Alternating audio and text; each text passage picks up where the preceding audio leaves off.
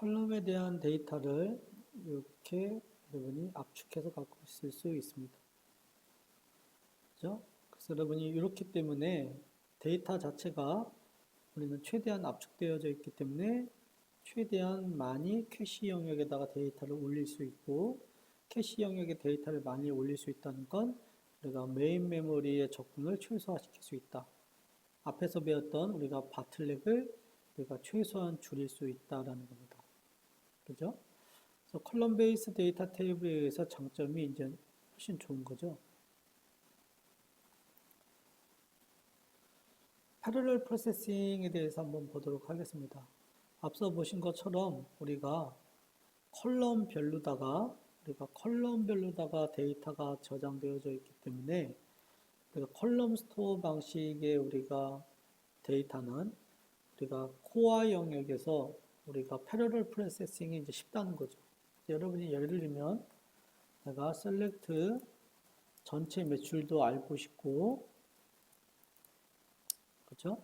전체 매출도 알고 싶고, 예를 들면 뭐 다른 뭐 에버리지 디스카운트도 알고 싶어. 뭐 이렇게 프로그램을 이제 쿼리를 짰다는 거죠. 그럼 컬럼 베이스 방식은 이 세일즈라는 컬럼이 따로 있고 따로 뭉쳐 있는 거죠. 컬럼 베이스는. 그다음에 디스카운트라는 컬럼도 따로 있는 거죠.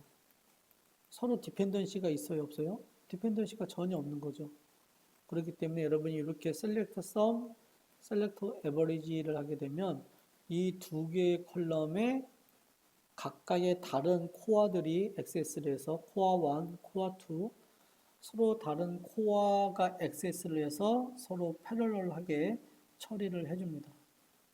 그죠? 결국 패러럴 프로세싱이 가능한 이유도 물론 파티셔닝 이런 걸 통해서 우리가 패러럴 프로세싱에 대한 메커니즘을 제공해 주지만, 즉 토대를 제공해 주지만 가장 근본적으로다 보면 컬럼 베이스 테이블이기 때문에 우리가 패러럴 프로세싱이 이제 가능하다는 걸 얘기를 하고 있습니다. 보시는 것처럼 각 컬럼별 다른 코어들이 이렇게 액세스를 해서 처리를 할 수가 있는 거죠. 이런 것들은 우리가 생각해서 프로그램 짜는 게 아니라 우리는 평상시처럼 SQL을 개발해서 쿼리 랭귀지를 실행을 하면 알아서 패러럴 프로세싱을 처리를 할지 아니면 패러럴 프로세싱을 안 할지는 우리가 데이터베이스가 의사결정하는 거지 우리 프로그램 요소에서 결정할 요소는 아니다라는 걸 여러분이 생각을 해두시면 돼요. 결국 우리는 신경 쓸 필요 없이 기존처럼 프로그램을 짜면 내가 하나 데이터베이스 입장에서 알아서 병렬 처리를 할지 알아서 병렬 처리를 수행하지 않을지를 스스로 결정하기 때문에 우리가 고려할 사항은 아니다. 하지만 우리는 인지하지 않았지만 속도는 확실하게 개선이 될 거다라는 얘기를 하고 있습니다.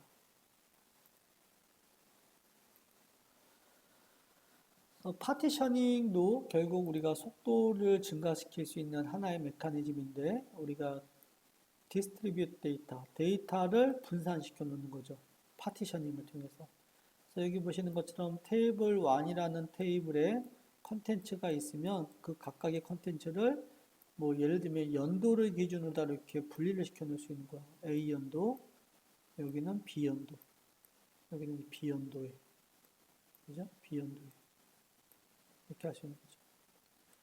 그래서 우리가 테이블 1, 2, 3라고 해서 테이블 1에는 우리가 A, B 연도를 이렇게 A 연도, B 연도를 구별해 놓고 테이블 2에 또 이렇게 연도를 구별해 놓고 테이블 1에 대해서 구별해 놓고 테이블 2에 대해서 연도별 구별해 놓고 테이블 3에 대해서 연도별 구별해 놓고 그렇죠.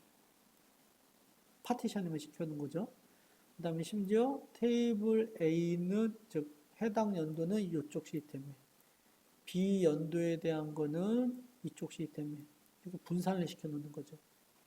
그래서 논리적으로다가는 이렇게 하나이지만 물리적으로다가 분산을 시켜 놓음으로써 여러분이 패러럴 프로세싱을 할 수 있는 토대를 마련해 준다는 거죠.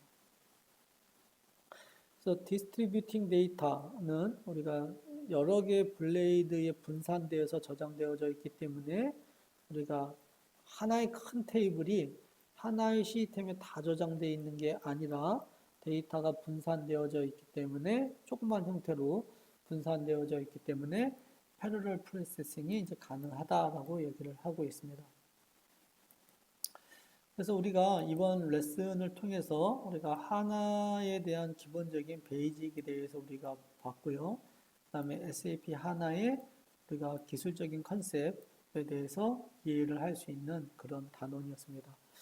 여러분, 이 SAP 하나, 즉 HA400이라는 과정은 앞서 설명드린 것처럼 여러분이 인증시험과 관련이 되어져 있고 교재는 많지 않아요.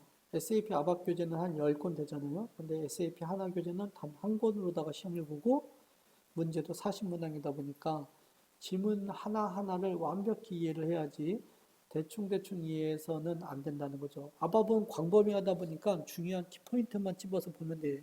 하지만 SAP 하나, 즉 아바프 하나는 여러분이 교재에 있는 그 코멘트 하나하나를 다 음미를 하고 완벽히 이해를 해야 내가 최종 시험에 좋은 결과를 얻을 수가 있습니다.